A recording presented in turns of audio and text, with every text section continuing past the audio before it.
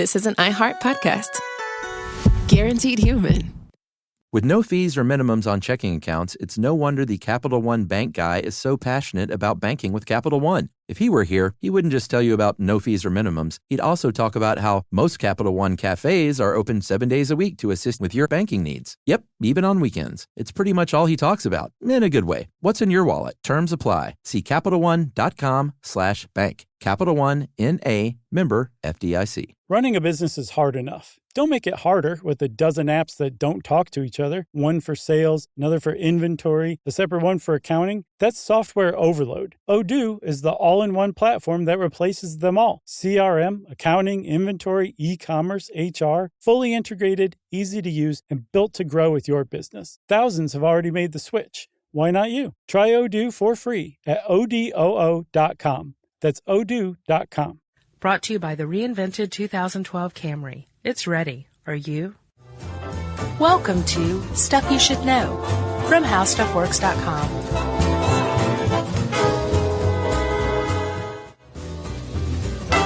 Hey, and welcome to the podcast. I'm Josh Clark. There's Charles W. Chuck Bryant, and this is Stuff You Should Know, the podcast. And we are going to be talking today about Econ 101. That's right. This is Chuck's favorite subject. I think this and physics. I know why I hate econ. Why? Because I just money. I hate money and some tough economist beat you up once. yeah. No, just money. The whole thing. Ugh. Like Emily pays all our bills. I can't even. If I had to do that. Yeah, you said she's the CFO, right? Yeah. If I had to be the CFO, then we'd be in big trouble. Yeah. Because I don't like it. I don't like anything about it.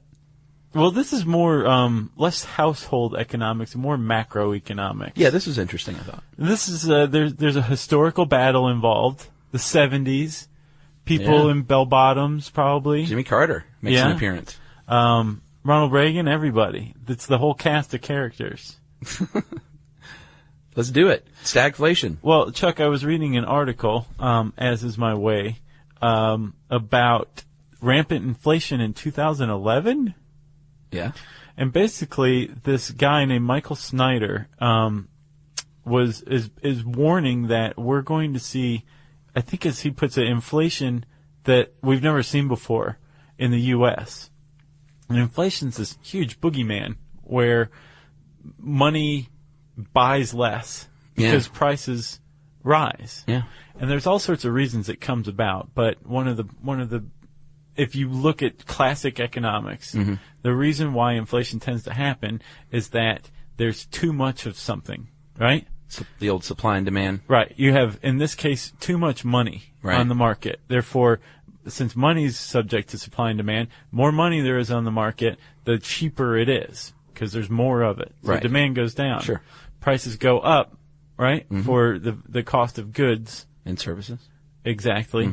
And you have inflation. Yes. What this guy's warning about is that airline fares for the past holiday season were 30% more than they were the year before. I noticed. Price of food has been increasing. I've noticed. There's been double-digit health insurance premium raises. I haven't noticed. I don't think that has anything to do with inflation. I think that's just the insurance companies punishing the U.S. Okay. He also he gives some other stats. Cotton, 40% increase. Beef up 23%. Pork up 68%. Hides are up 25%. Did you know that? I didn't know hides. Run for the hills, high. Chuck. The hides are up 25%. And food prices especially are kind of a problem when inflation occurs because you need food to eat. Yeah, sure. That's very sensitive. And the USDA released their figure saying basically like, yes, pork's going to rise some, beef's going to rise some, but overall the food cost inflation is going to be like 1%, which is definitely doable. If you look at the government statistics, right, our inflation is pretty much at 0, maybe 1%. Right now? Yeah, which is actually less than healthy. You want things to increase. You want inflation to take place, but you want it to plod along at a very slow, steady rate. Inflation is the reason why up to, say, 2007, a house grew in value over 30 years. thanks to inflation. You paid X number of dollars for it, and it increased in value in large part because of inflation. So inflation is good as long as it's under control. Hyperinflation is really bad. The worst thing of all, though, is stagflation. And if inflation happens right now, we are in a prime seat for stagflation, which would be very, very bad. Do you want to tell everybody what stagflation is? Can I give a couple of stats? Sure. Because these will inform later on when we're talking about inflation. July 2008 is when it peaked in the last, let's just say, decade. What, inflation? Yeah, July 2008 it peaked at 5.6%. So keep that number in mind. Okay, I'm going to write it down. And December of last year, so just a couple of short months ago, it was about 1.5%. And the average for 2009 was negative 0.34%. Right. It's a negative percentage in 2009. And there's something to be said about deflation as well, because that money that you do have, if you have any, becomes much more valuable. Oh, that's right. So keep those numbers in mind as we proceed here. Okay, I got them written down. 0.34, negative 0.34. In 2009, and we peaked in 2008 at 5.6, okay. which was a staggering number. I got them. Compared to like everybody, you can ask me if you need a reminder okay. later on. So stagflation, Josh, is not something that we made up, even though I thought it was something you made up. It describes a really bad perfect storm of economic news. It's when you have high unemployment, right? Slow growth, yep, coupled with high inflation. And this is something that people didn't think was possible. No, and let's describe that. Let's point that out. Where we are right now, we have very high unemployment. I think it's at 10% nationally, pretty much. Getting better, but still, high. Slow economic growth for sure. We're in a recession after all. Still crawling out of it, trying to at least. Right. We're in basically a stagnant economy, which means it's growing very sluggishly or not growing at all. Yes, but our inflation is pretty good. Right. Thankfully. But since we have those other two, like I said, we're in a prime spot for, if inflation does come along, we're in a prime spot for stagflation. The reason stagflation is so insidious, Chuck, is because it forms a vicious cycle, right? Yes. So you've got, you have high prices because of inflation, which means that people can't spend as much money, or when they do spend money, it doesn't buy as much. Yeah, your dollar's shrinking, essentially. Okay, so you have a shrinking dollar. You have high unemployment, which means people have less money to spend. Sure. Right? Means your savings aren't worth as much. Right, which ultimately leads to a sluggish economy. So there's no way for this thing to naturally cycle out of it. Right. Like this could keep going indefinitely, this horrible plodding along. What I think Carter called malaise. Is that what he said? I think so. I believe it. Economic slowdown is normal. People, a lot of people freaked out with the recession, but people who really knew about economics said recessions are kind of what corrects it in the end. Exactly. We've talked about this. Yeah, so don't freak out too much in our audiobook. Yeah, we talked about how if you look at the economy is made up of like a forest, there's a big, heavy, huge trees, which represent really well-managed businesses.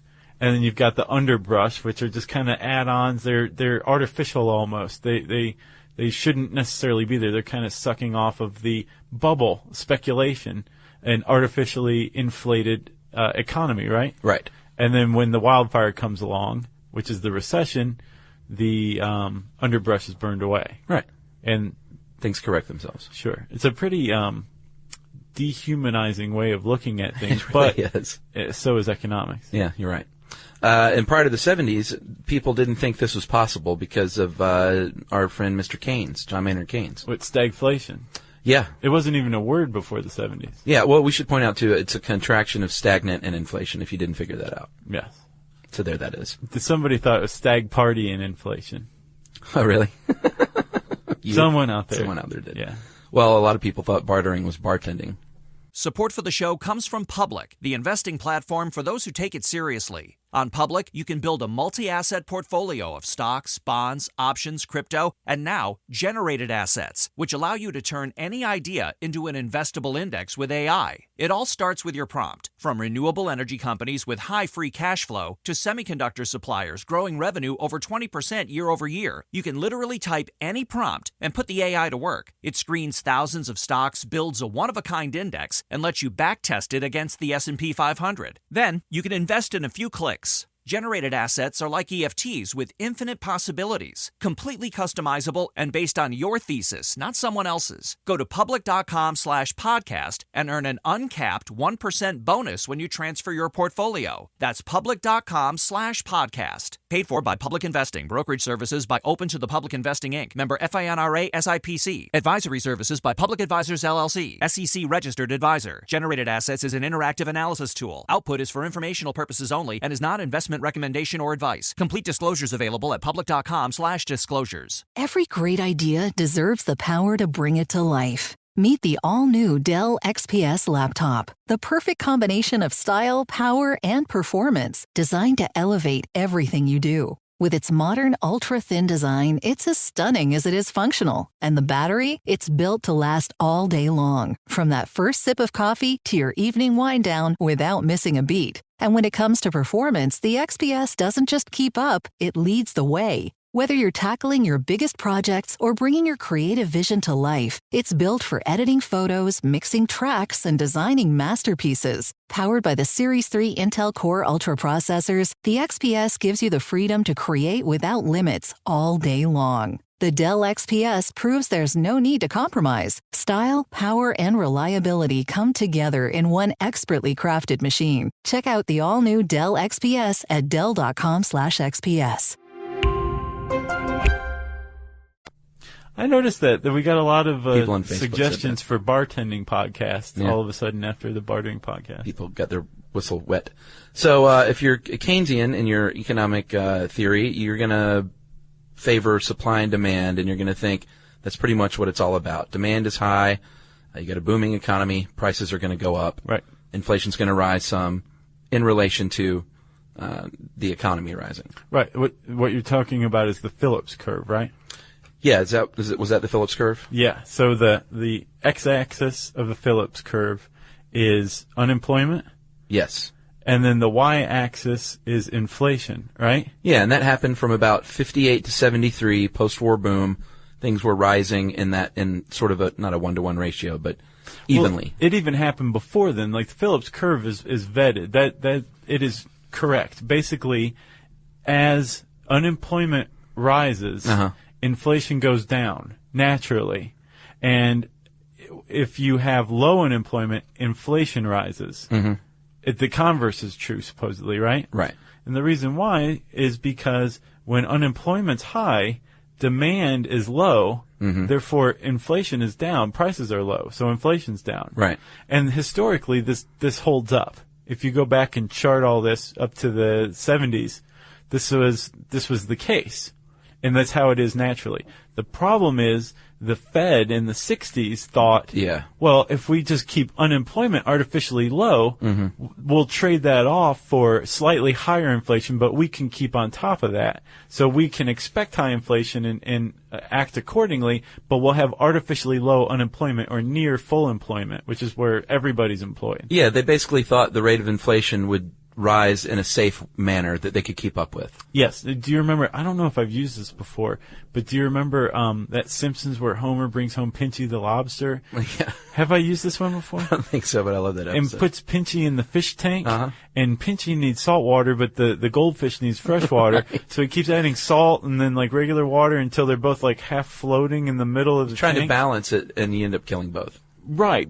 But that's kind of what you have to do if you're going to get in and regulate the economy. Yeah. If you're not just going to let it do its own thing, that's the trick you have to do to What keep. a scary job. Oh yeah, it's got to be terrifying. Can you imagine the pressure that like Bernanke and those who preceded him are under? Yeah. Because I mean, history will make a villain or a monster or a hero out of you. Yeah. Depending on what you do. Absolutely. You're not going to just do nothing. You're going to leave an impression on, depending on what you did. Yeah. Like you can't go in and lead the Fed and be like, I'm not doing anything. You know, has two thumbs and wouldn't want that job. This guy right here. So you said they got it wrong. Yeah, they got their interpretation of the Phillips curve wrong. Yeah, and what that produced is called a wage price spiral, and we can get into more detail, but the long and short of it is that inflation rose faster than wages did. You want to know how? Let's hear it. Well, this is what basically bucked the Phillips curve is that through government spending, like the government can spend on infrastructure, the public sector to create jobs, right? Through government spending and through tax policy, that forms the way the government can create or manipulate aggregate demand. Okay, if say for example you keep taxes low, and you increase consumer spending, you can kickstart an economy, right? You keep unemployment low, you trade off for a higher rate of inflation like we saw they did. Right. That's fine. That can conceivably work. The problem is they put too much money into an economy. Right. They kept pumping money into the economy no matter what. And what they found was, like you said, the wage price spiral. And basically, it's where prices rise. So the Fed knew that inflation was going to happen. But when inflation happens, prices rise. Right. When labor is sitting there working their tail off and prices are rising, they make the assumption that that means that industry, their bosses, their employers, are making gobs of cash. Well, labor says, we want some of that cash, so give us higher wages. Yeah, which they did to a certain degree. Right. But they couldn't keep up. But the problem with that, if you're a captain of industry, is that if you pay more, that raises your cost of production, right, which means that you have to raise the price, which means that your employees need more money because of inflation. Right. And it creates this, again, another vicious cycle, and that's the wage price spiral. It spirals upward. Yeah. And basically, eventually employers stop increasing wages and inflation just takes off. And we might have survived that, Josh, in the 70s. As bad as it was, we might have eked through if it were not for the oil embargo of 1973, when everyone knows oil went through the roof. And that's not just, Sally at the gas pump. That's across all industry. Yeah. And that coupled with everything else going on, all of a sudden in 1970, inflation was at 5.5%, which in July 2008, I said it was 5.6. Yeah. So in 1970, they thought it was high at 5.5. 74, 12.2. And then it peaked at 13.3% in 1979. And again, most economists agree that you want an economy that's inflating at about 2% a year.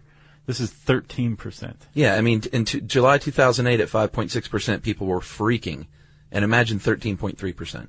So basically, Carter's just standing around just getting it from all sides. Sure. He's got hostages in Iran that he can't get released. He's got malaise forever. You got a stock market that basically stopped working. Right. He's got brownouts and lines at the gas pump. And yeah, he's got an economy that's in out of control of inflation. He has no idea what to do, right? Then in steps this guy named Paul Volcker. Can I throw in one more stat? Yes, please. Talked about the stock market. From 70 to 79, the S&P 500 returned an average of 5.9% annually. Not too shabby. But when you've got the inflation you subtract, you're actually losing money. The entire market is losing money. 2.6%, right? 2.6 percentage points lower than inflation. So basically everybody who's throwing in on the stock market during that time was paying 2.6% in losses. Yeah. Not good. No, that's very bad, especially coupled with inflation. People, like you said, were freaking out, right? Okay, so bring us on to the savior of sorts. So Paul Volcker comes along, and you might recognize that name, Chuck. He's an economic advisor to Obama. That's right. But he got his chops as the head of the Fed, and in 1979, he basically says, okay, Keynesian liberal monetary policy is done. It's failing us, or we're falling apart right now. We have to try something else.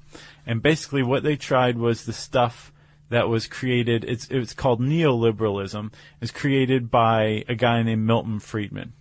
Yes. And his basic formula was, quote, too much money chasing too few goods. So the feds free up too much money to circulate in the economy, and that's not a good thing. Right. So everything we see the Fed doing now is based on Friedman's economic policies. Yeah. Right? Support for the show comes from Public, the investing platform for those who take it seriously. On Public, you can build a multi-asset portfolio of stocks, bonds, options, crypto, and now generated assets, which allow you to turn any idea into an investable index with AI. It all starts with your prompt. From renewable energy companies with high free cash flow to semiconductor suppliers growing revenue over 20% year over year, you can literally type any prompt and put the AI to work. It screens thousands of stocks, builds a one-of-a-kind index, and lets you backtest it against the S&P 500. Then, you can invest in a few clicks.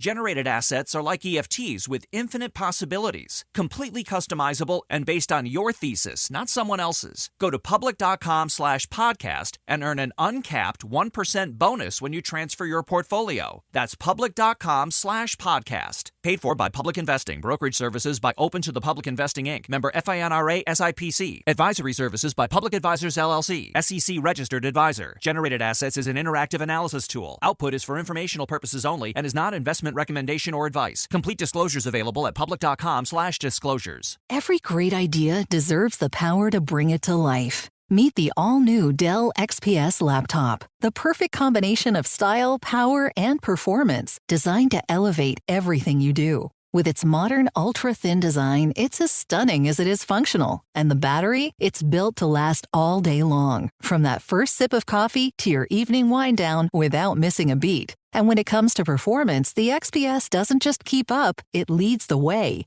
Whether you're tackling your biggest projects or bringing your creative vision to life, it's built for editing photos, mixing tracks, and designing masterpieces. Powered by the Series 3 Intel Core Ultra processors, the XPS gives you the freedom to create without limits all day long. The Dell XPS proves there's no need to compromise. Style, power, and reliability come together in one expertly crafted machine. Check out the all-new Dell XPS at dell.com/XPS. Remember we said that with the Fed in the 60s and then the 70s, that their whole thing was throw more money at it because that'll increase spending, which will increase demand, and yada yada, everything will be fine. Sure. In the midst of this emergency, what's considered the fatal flaw they made was that rather than start sucking up some of this money to make it more scarce and to hence make it more valuable, they pump more money into it.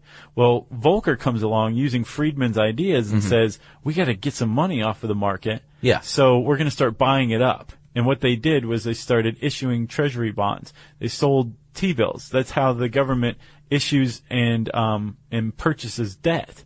And that's how they control the amount of money on the market. You know that. Yeah. That's Friedman's ideas. So when the economy is good, they're going to raise interest rates to slow down the flow of money, basically. Yeah, because bubbles know better than a recession. Yeah, and the same in reverse. When the economy's tanking, they're going to lower the interest rate and say, hey, go out and buy a house because look how low it is. Exactly, which is exactly what they're doing right now. What we're seeing right now, it was started in 1979, and it didn't really exist, at least in practice, in the United States before then. Right. Apparently, Friedman and his people tested out these theories, this neoliberalism, with in Chile, when Augusto Pinochet was in his U.S.-backed CIA coup took over. The Friedman's Chicago school people went down there and were like, hey, let us help you set up this new economy. And test that out? Yeah, that's what happened in Iraq.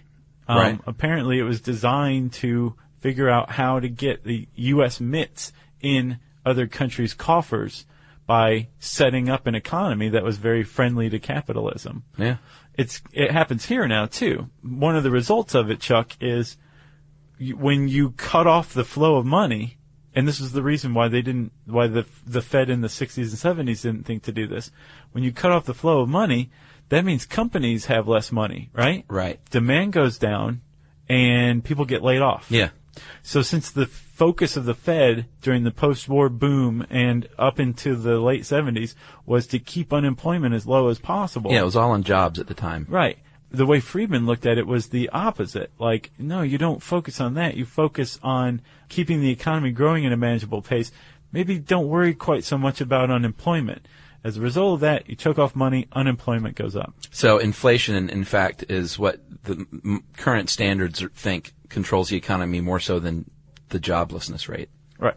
Interesting. Well, there's less focus on on it. Although it is a factor and a cause for concern, it's nothing like it was as far as Fed monetary policy went in the 60s. The thing is, Friedman and Volcker get tons of credit. Right. But they fix the economy by kicking in, like basically kickstarting a recession. Yeah. And the recession was painful, but then inflation stabilized. So it does work, but you're going to have to go through a recession. Well, yeah, and the trick is the Fed has to predict the short term and the long term, and they have to identify where that exact point is. Yep. Or maybe not exact, but pretty they need to close ballpark it pretty close. Yeah. When they need to start controlling that money flow again.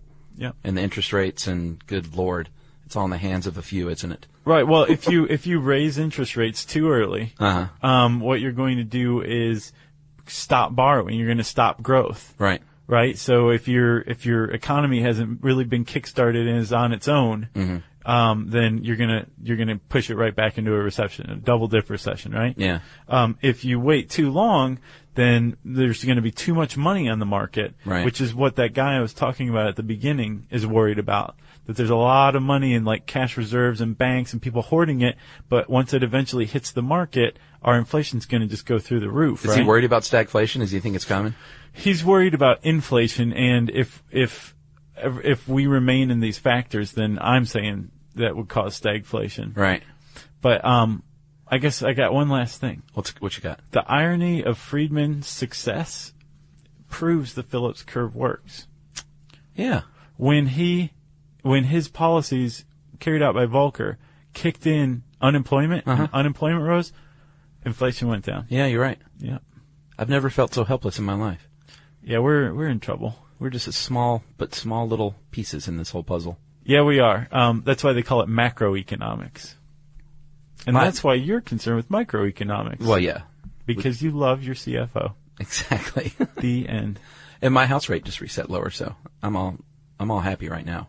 I said the end. Oh, sorry.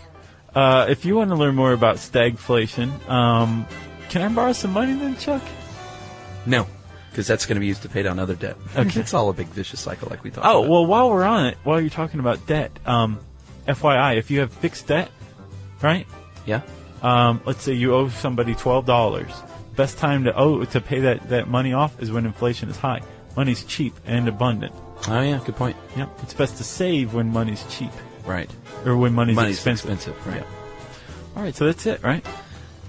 Truer words have never been spoken. That is it. If you want to learn more about stagflation and see a really sad line of 1980s auto workers in Detroit, you can type in stagflation in the search bar at howstuffworks.com. And as always, we encourage you to read all of our economics articles because they are fascinating. I said search bar, right? Mm-hmm. Well, that means it's time for listener mail. Hey guys, this is from Jason. Hey guys, how's it going? I hope all is well. Catching up on the podcast, and Chuck mentioned that he had a big wheel but wanted a green machine.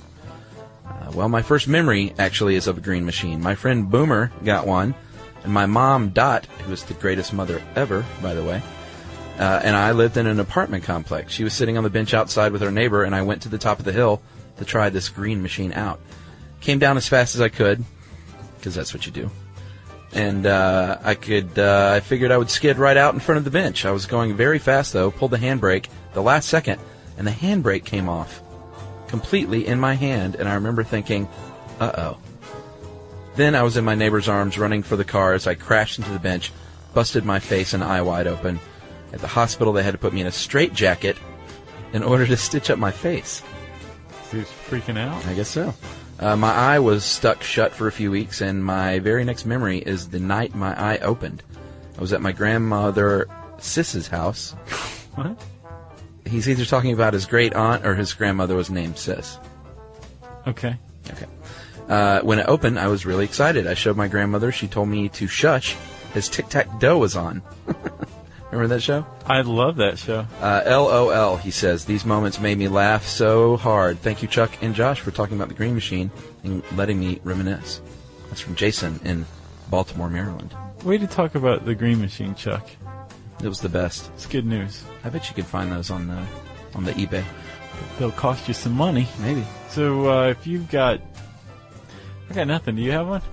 Oh, I don't know. Jerry got my green machine. How about if you've got a story about someone, your nemesis, getting something that you deserved? Good one. Very good one. Okay. What Chuck just said, wrap it up, spank it on the bottom, send it in an email to stuffpodcast@howstuffworks.com. For more on this and thousands of other topics, visit howstuffworks.com. To learn more about the podcast, click on the podcast icon in the upper right corner of our homepage. The How Stuff Works iPhone app has arrived. Download it today on iTunes. Brought to you by the reinvented 2012 Camry. It's ready. Are you? The NFL playoffs are here, and Wild Card Weekend, powered by Verizon, is in full swing. Man, it all comes down to this. The stakes are high, hopes are higher, and everything is on the line. My goodness! It's win or go home, and every moment counts on the road to Super Bowl 60. It's a touchdown! Wild Card Weekend, powered by Verizon. Through Monday. Visit watch.nfl.com for the full schedule. These days, it seems like AI agents are just about everywhere you turn, every field and every function. But without identity, you can't trust they'll serve your business instead of jeopardizing it. Fortunately, Okta helps you get identity right by securing your AI agents' identities, giving you a single layer of control, a single standard of trust. So whether an AI agent supports a single user or your entire enterprise, with Okta, you'll turn risk into opportunity. Secure every agent. Secure any agent. Okta secures AI. This is an iHeart podcast. Guaranteed human.